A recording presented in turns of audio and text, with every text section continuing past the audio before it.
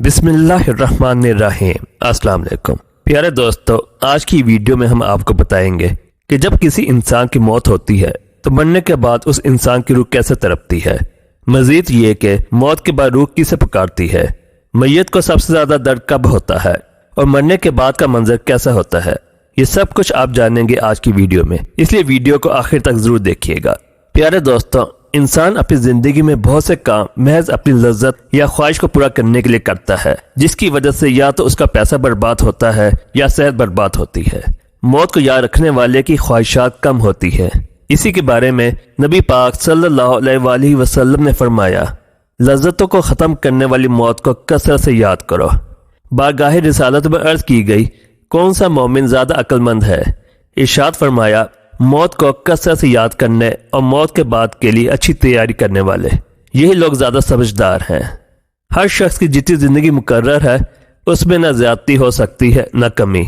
जब जिंदगी का वक्त पूरा हो जाता है उस वक्त हज़रत इज़राइल अलैहिस्सलाम कब्ज़े रूह के लिए आते हैं और उस शख्स के दाएं बाएं जहां तक निगाह काम करती है फरिश्ते दिखाई देते हैं। मुसलमान के आसपास रहमत के फरिश्ते होते हैं और काफिर के दाएं बाएं अजाब के। उस वक्त हर शख्स पर इस्लाम की हक्कानियत आफ्ताब से ज्यादा रोशन हो जाती है, मगर उस वक्त का ईमान मोतबर नहीं, इसलिए कि हुक्म ईमान बिल गैब का है और अब गैब न रहा बल्कि ये चीजें मुशाहिद हो गईं।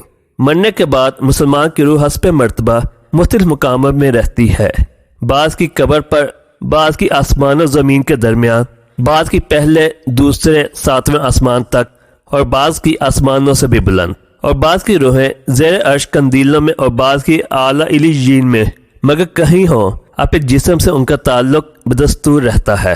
जो कोई कब्र पर आए उसे देखते पहचानते उसकी बात सुनते हैं। हदीस में है कि एक तार पहले कफ्स में बंद था और अब आज़ाद कर दिया गया। आइमा करम फरमाते हैं, बेशक पाक जाने जब बदन के इलाकों से जुदा होती हैं आलम बाला से मिल जाती हैं और सब कुछ ऐसा देखती सुनती हैं जैसे यहाँ हाजिर हैं। हदीस में फरमाया, जब मुसलमान मरता है उसकी राह खोल दी जाती है, जहां चाहे जाए। मुर्दा कलाम भी करता है और उसके कलाम को जिन और इंसान के सिवा तमाम हैवानात वगैरह सुनते भी हैं। जब मुर्दे को कब्र में दफन करते हैं उस वक्त उसको कब्र दबाती है।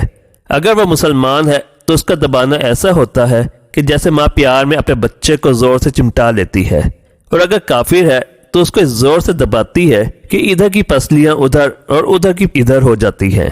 जब दफन करने वाले दफन करके वहां से चले जाते हैं वो उनके जूतों की आवाज सुनता है।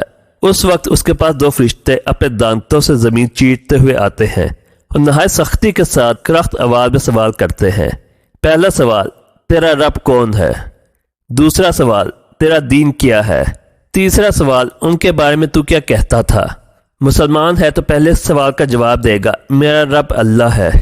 दूसरे का जवाब देगा, मेरा दीन इस्लाम है। तीसरे का जवाब देगा, वो तो रसूल अल्लाह सल्लल्लाहु अलैहि वसल्लम है। उस वक्त आसमान से एक मुनादी नदा करेगी कि मेरे बंदे ने सच कहा, उसके लिए जन्नत का बिछोना बिछाओ और जन्नत का लिबास पहनाओ और उसके लिए जन्नत की तरफ एक दरवाजा खोल दो। जन्नत की नसीम और खुशबू उसके पास आती रहेगी और जहां तक निगाह फैलेगी वहां तक उसकी कब्र कुशादा कर दी जाएगी और उसे कहा जाएगा कि तू सो जा। पहले उसके बाएं हाथ की तरफ जहन्नम की खिड़की खोलेंगे जिससे जलन और गर्म हवा और सख्त बदबू आएगी, फिर बंद कर देंगे। उसके बाद दाहिनी तरफ से जन्नत की खिड़की खोलेंगे और इसे कहा जाएगा कि अगर तू इन सवालों के सही जवाब ना देता तो तेरे वास्ते वो थी और अब ये है, ताकि वो अपने रब की नेमत की कदर जाने कि कैसी बलाई अजीम से बचाकर कैसी नेमत उज़्मा अता फरमाई। अगर मुर्दा मुनकिर है तो सब सवालों के जवाब में ये कहेगा, अफसोस मुझे तो कुछ मालूम नहीं, मैं लोगों को कहते सुनता था, खुद भी कहता था। उस वक्त एक पुकारने वाला आसमान से पुकारेगा कि ये झूठा है, इसके लिए आग का बिछोना बिछाओ और आग का लिबास पहनाओ और जहन्नम की तरफ एक दरवाजा खोल दो। उसकी गर्मी और लपेट को उसके पहुंचेगी और उस पर अजाब देने के लिए दो फरिश्ते मुकर्रर होंगे जो अंधे और बहरे होंगे। उनके साथ लोहे का गर्ज होगा कि पहाड़ पर अगर मारा जाए तो खाक हो जाए। इस हथौड़े से उसको मारते रहेंगे। सांप और बिच्छू उसे अजाब पहुंचाते रहेंगे। अमाल अपनी मुनासिब शक्ल पर मुतशक्किल होकर कुत्ता या भेड़िया और शक्ल के बनकर उसको ईज़ा पहुंचाएंगे, और नेकों के अमाल हुस्ना मकबूल महबूब सूरत पर मुतशक्किल होकर उन्स देंगे। نبی اکرم صلی اللہ علیہ وآلہ وسلم نے فرمایا، موت کو کثرت سے یاد کیا کرو کیونکہ وہ گناہوں کو زائل کرتی ہے اور دنیا سے بے رغبتی پیدا کرتی ہے۔ سیدنا حسن بصری رحمۃ اللہ علیہ فرماتے ہیں، جس نے موت کی یاد دل میں بسا لی تو دنیا کی ساری مصیبتیں اس پر آسان ہو جائیں گی۔ ایک خاتون نے ام المومنین حضرت عائشہ صدیقہ رضی اللہ تعالی عنہا کی بارگاہ میں دل کی سختی کی شکایت کی تو آپ نے فرمایا، موت کو کثرت سے یاد کرو، تمہارا دل نرم ہو جائے گا۔ پیارے دوستو، موت کے بعد روح کیسے پکارتی ہے، میت کو سب سے زیادہ درد کب ہوتا ہے، مرنے کے بعد کا منظر کیسا ہوتا ہے، جانی اس ویڈیو میں۔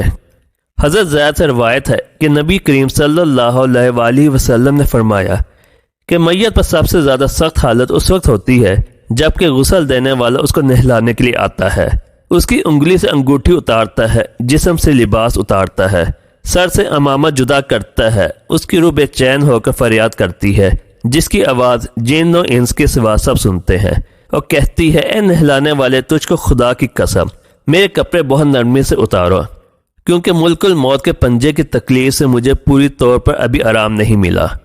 پھر جب اس کو تختے پر لٹا کے اس پہ پانی ڈالا جاتا ہے تو روح چلاتی ہے، اے نہلانے والے، خدا کے واسطے میرے جسم کو قوت سے ہاتھ نہ لگا، کیونکہ وہ جان کنی کی سختی سے زخمی اور چور چور ہو رہا ہے۔ پھر جب نہلا کے اس کو کفناتے ہیں اور پاؤں کی طرف سے باندھ دیتے ہیں تو روح کہتی ہے، اے غسل دینے والے، خدا کے لیے ابھی سر کی طرف سے میرے کفن میں گرا نہ لگا، تاکہ میرے بیوی بچے اور تمام رشتہ دار دنیا میں آخری بار میری صورت دیکھ لیں، کیونکہ آج میں ان سے بچھڑ رہا ہوں اور اب قیامت تک یہ میری صورت نہیں دیکھیں گے۔ پھر جب اس کا جنازہ تیار کر کے گھر سے باہر نکالا جاتا ہے تو روح پکارتی ہے، اے جنازہ اٹھانے والوں، خدا کے واسطے ابھی جلدی نہ کرنا، تاکہ میں اپنے بال بچوں اور عزیز و اقارب سے رخصت ہو لوں۔ اے جنازہ اٹھانے والوں، میں اپنی اولاد کو آج یتیم اور بیوی کو بیوہ چھوڑے جاتا ہوں، خدا کے لیے میرے بعد ان کو تکلیف نہ دینا، میں اپنا گھر اور مال و اسباب دوسروں کے لیے چھوڑے جاتا ہوں، اب یہاں کبھی واپس نہ آؤں گا اور قیامت تک کسی کی صورت نہ دیکھوں گا۔ پھر جب جنازہ اٹھا کر لے چلتے ہیں تو میت کہتی ہے، اے میرے بھائیو، میں نے آج تک جو کچھ مال و اسباب جمع کیا تھا وہ صرف وارثوں کے لیے تھا، آج ان میں سے کوئی میرے گناہوں کا ذرا سا بوجھ بھی نہیں اٹھا سکتا، ہر چیز کا حساب مجھ سے لیا جائے گا اور میرے وارث کھائیں اور اڑائیں گے۔ پھر جب نماز جنازہ کے بعد دفن سے پہلے کچھ لوگ اپنے اپنے گھر جانے لگتے ہیں تو میں یہ کہتی ہے، اے میرے بھائیو، خدا کے واسطے ابھی سے ایسا ظلم نہ کرو، مرنے والا تم سے مانوس تھا اور تم دفن سے پہلے لوٹے جاتے ہو۔ پھر جب اسے قبر میں اتارتے ہیں تو میں یہ کہتی ہے، اے میرے وارثوں اور ترکہ پانے والوں، میں نے جو کچھ مال جمع کیا تھا وہ سب تمہارے لیے چھوڑا، خدا کے لیے تم مجھ کو دعائے خیر اور فاتحہ سے بھلا نہ دینا۔ بزرگوں کا قول ہے کہ آخرت کی منزلوں میں سے قبر پہلی منزل ہے، اگر اس منزل میں نجات پائی تو اس کے بعد کی منزلیں بہت آسان ہیں، اور اگر یہاں عذاب میں مبتلا ہوا تو آگے چل کر اس سے زیادہ سختی ہوگی۔ حدیث شریف میں ہے کہ مردہ قبر میں ایسے ہے جیسے کوئی شخص پانی میں ڈوب رہا ہو اور مدد کے لیے فریاد کرتا ہو۔ مردہ ہر وقت اپنے ماں باپ، بھائی بہن یا اولاد اور دوست وغیرہ اپنے پسماندگان سے دعائے خیر اور فاتحہ کا منتظر رہتا ہے۔ جب اس کو اس کے پسماندگان کی طرف سے کوئی تحفہ ثواب پہنچتا ہے تو اس کے لیے تمام دنیا اور جو کچھ دنیا میں ہے اسے محبوب و مرغوب ہوتا ہے، اور اللہ تعالیٰ اس کے رشتہ داروں کی دعائے خیر کے ثواب کو قبرستان والوں پر پہاڑوں کے برابر داخل فرماتا ہے۔ موت ایک دروازہ ہے جس میں سب لوگوں نے داخل ہونا ہے۔ حضرت عثمان رضی اللہ تعالیٰ عنہ جب کسی قبر پر جاتے تو اتنا روتے کہ ان کی داڑھی آنسوں سے تر ہو جاتی۔ آپ سے پوچھا گیا، آپ جنت اور جہنم کا تذکرہ کرتے ہیں تو نہیں روتے مگر قبر دیکھ کر روتے ہیں؟ کہنے لگے، رسول اللہ صلی اللہ علیہ وآلہ وسلم نے فرمایا کہ قبر آخرت کی پہلی منزل ہے، لہذا اگر مرنے والا اس سے نجات پائے تو بعد کے مناظر اس سے کہیں زیادہ آسان ہے، اور اگر اس کی تکلیف سے نجات نہ پائے تو بعد کے مراحل اس سے بہت زیادہ سخت ہیں۔ اور فرمایا کہ رسول اللہ صلی اللہ علیہ وآلہ وسلم کا ارشاد ہے، میں نے کبھی کوئی منظر نہیں دیکھا مگر قبر اس سے زیادہ سخت ہے۔ کیا ہمارے لیے ان قبروں میں عبرت نہیں ہے؟ دیکھیے، مالدار، فقیر، طاقتور اور کمزور دنیا میں لوٹنے کی خواہش رکھتے ہیں، مال جمع کرنے اور محل بنانے کے لیے نہیں، بلکہ اس لیے کہ کاش ہمیں ایک نماز پڑھنے کی مہلت مل جائے، کاش ہمیں ایک دفعہ سبحان اللہ کہنے کی فرصت دے دی جائے، لیکن اب ناممکن ہے۔ اب اعمال نامے لپیٹ دیے گئے ہیں، روح جسم سے نکال لی گئی ہے، زندگی کی مہلت ختم ہے، اب ہر میت اپنے عمل کے مرحوم ہو کر قبر میں پڑی ہے۔ ایک حاجت مند حضرت عثمان غنی رضی اللہ تعالیٰ عنہ کے دروازے پر غروب آفتاب کے بعد آیا۔ ابھی اس نے دستک نہ دی تھی کہ حضرت عثمان غنی رضی اللہ تعالیٰ عنہ کی آواز اس کے کانوں میں پڑی۔ وہ اپنی اہلیہ سے شکایت کر رہے تھے کہ چراغ کی بتی موٹی ہے جو تیل زیادہ استعمال کرنے کا سبب بن رہی ہے۔ حاجت مند نے جو سنا تو وہ سوچتا ہی رہ گیا کہ وہ ایسے شخص سے حاجت پوری کرنے کی کیا توقع کرے جو تیل کے معمول سے زیادہ خرچ پر اپنی بیوی کو سرزنش کر رہا ہے۔ اس نے ارادہ کیا کہ حاجت بیان کر کے دیکھوں، شاید میری کچھ امداد کر ہی دے۔ دستک سن کر حضرت عثمان رضی اللہ تعالیٰ عنہ باہر آئے اور حاجت مند نے اپنی حاجت بیان کی اور لہجے میں زیادہ زور دیتے ہوئے کہا کہ ضرورت کچھ زیادہ ہی ہے۔ حضرت عثمان رضی اللہ تعالیٰ عنہ نے اس شخص کا ہاتھ تھاما، بستی سے باہر لے گئے جہاں آپ کا سامان تجارت بڑی تعداد میں رکھا ہوا تھا۔ فرمایا یہ سب تیری نظر ہے، کیا اس سے تمہاری ضرورت پوری ہو جائے گی؟ وہ شخص حیران ہکا بکا دیکھتا رہ گیا۔ چنانچہ اس نے عرض کیا حضرت یہ سب کچھ میری ضرورت سے زیادہ ہے۔ امیر المؤمنین نے فرمایا مجھے خوشی ہے کہ یہ تمہاری ضرورت سے کم نہیں۔ اس شخص نے کہا اے حضرت ایک بات بتائیے، چراغ کی بتی قدر موٹی ہو جانے پر آپ اپنی زوجہ محترمہ کا سرزنش کر رہے تھے، حالانکہ چراغ اس قدر روشنی رکھنے میں شاید صرف 1 درہم کا تیل استعمال نہ ہوتا۔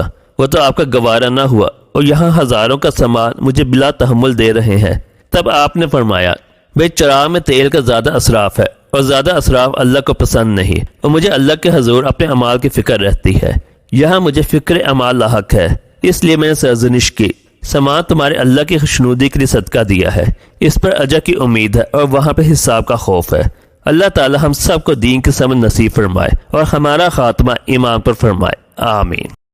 پیارے دوستو، امید کرتے ہیں کہ آپ کو آج کی ویڈیو اچھی لگی ہوگی۔ اگر آپ اس چینل پر نئے ہیں تو چینل کو سبسکرائب کر دیں اور بیل آئیکن کو پریس کر دیں تاکہ آپ اس طرح کی مزید اسلامی واقعات پر مبنی ویڈیو سے مستفید ہو سکیں۔